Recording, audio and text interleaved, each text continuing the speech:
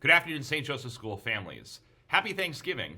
So, whenever people ask the question, like, what's your favorite Disney Pixar movie, my go to response has always been the 2015 film Inside Out.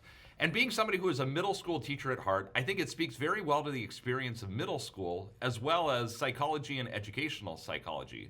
So, as a quick review, in the story, there's 5 different emotions inside this middle school girl, Riley's head, and those emotions are joy, anger, sadness, disgust, and fear. And they all work together to really bring out the best in Riley, and there's some tension, particularly between joy and sadness, but by the end of the movie, that tension's worked out, and you really see that all of them work for Riley's good.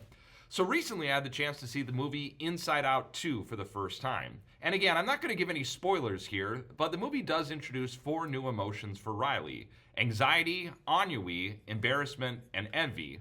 And without giving anything away, it really comes down to, again, this great conflict of how can these emotions be good for Riley? How do they make her who she is? How do they bring out the best in her? And in the movie, anxiety really takes the driver's seat for much of it and shows that though anxiety can help you prepare for the future, anxiety can also run and ruin your life if it goes haywire, which it does. Now, I really like the movie overall, but I have to be picky about this one thing.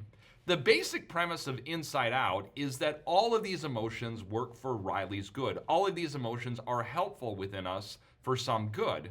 But one of these emotions is envy. And envy doesn't make sense as something that can be for your good. Now, if you can let me go back to middle school teacher mode for just a moment, envy is one of the 7 capital sins, or one of the 7 deadly sins. It's more than just being jealous, though, by textbook definition. Envy isn't, I'm jealous of what you have. Envy is, I'm mad that you have something good. So you can see how useless it is. It turns into just us turning in on ourselves and separating ourselves from other people because we're mad at the good that others have, as opposed to being happy for other people for having good things or good experiences, whether they are earned or not. So envy really just makes us angry at ourselves and turn inward, and it really gets in the way of our relationships with other people. Well, because of this, Riley can't have an emotion named envy that actually works for her good. Envy can never love Riley.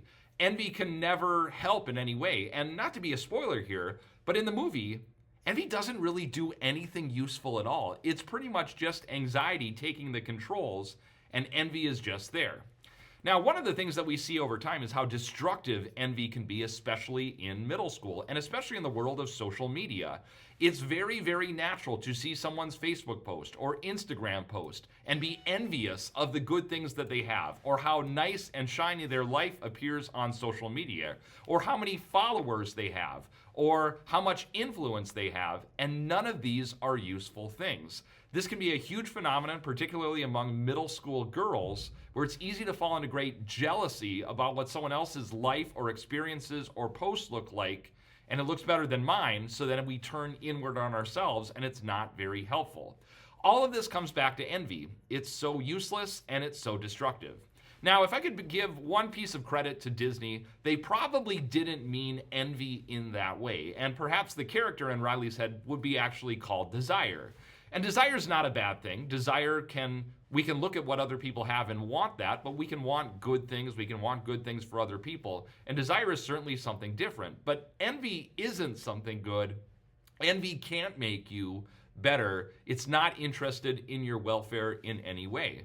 So what's the antidote for envy? Well, it's probably gratitude. And that virtue of gratitude, of being grateful for the good things that we have, or the things that God has given us, or the things that we've experienced, even if they're difficult things, is something that really combats envy.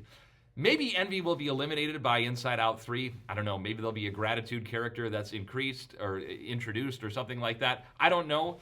But this is a great week for gratitude to combat that envy that we sometimes feel. And it's such a great thing for students to stop and think about the things that they're grateful for as they go through the school year.